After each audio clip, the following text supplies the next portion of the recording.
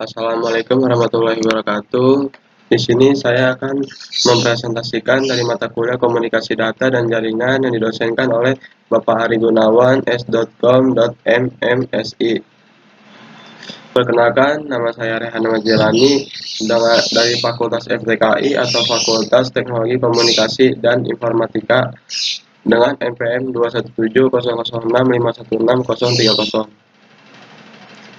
Nah, di sini saya mengambil dari materi yang keenam, yaitu jaringan komputer. Nah, di sini pengertian jaringan komputer adalah interkoneksi antara dua komputer autonomous atau lebih yang terhubung dengan media transmisi kabel atau tanpa kabel yang disebut dengan wireless. Autonomous adalah apabila sebuah komputer tidak melakukan kontrol terhadap komputer lain dengan akses penuh sehingga dapat membuat komputer lain restart, shutdown, kehilangan file atau kerusakan sistem. Nah, di sini juga ada node. Node adalah komputer, printer, peripheral yang terhubung dalam jaringan. Nah, di sini juga di dalam jaringan komputer terdapat sistem koneksi antar node, yakni peer-to-peer network adalah jaringan komputer yang terdiri dari beberapa komputer terhubung langsung dengan kabel, crossover atau wireless dengan perantara hub atau switch. Peer-to-peer juga adalah suatu model di mana tiap PC dapat memakai resource pada PC lain atau memberikan resource-nya untuk dipakai PC lain.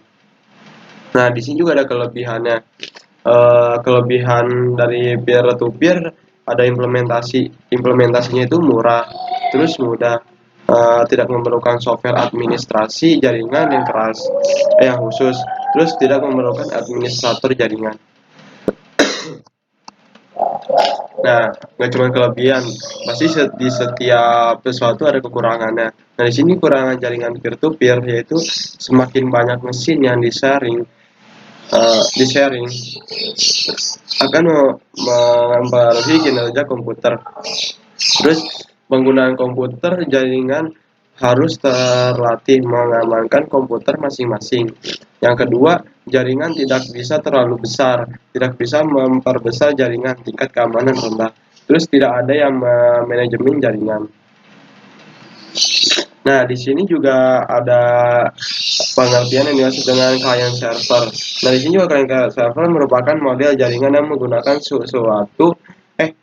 satu atau beberapa komputer sebagai server yang memberikan resource kepada komputer lain atau yang disebut dengan client dalam jaringan. Server akan mengatur mekanisme akses resource yang boleh digunakan serta mekanisme komunikasi antar node dalam jaringan. Nah, di sini juga ada jenis layanan client server. Nah, di sini jenis layanan client server itu ada 4. Yang pertama itu file server, memberikan layanan fungsi pengelolaan file. Yang kedua, printer server, memberikan layanan fungsi pencetakan. Yang ketiga, data server, proses fungsional mengenai database dijalankan pada mesin ini dan stasiun lain dapat meminta pelayanan. Terus yang keempat itu DIP, kepanjangan dari Document Information Processing, memberikan pelayanan fungsi penyimpanan, manajemen, dan pengambilan data. Nah, di sini juga ada kelebihan jaringan client server. Nah, di sini kelebihan jaringan server ada 2, yaitu mendukung keamanan jaringan yang lebih baik. Kemudian administrasi ketika jaringan bertambah besar, manajemen jaringan terpusat. Terus yang kedua, semua data bisa disimpan dan di backup terpusat di satu lokasi.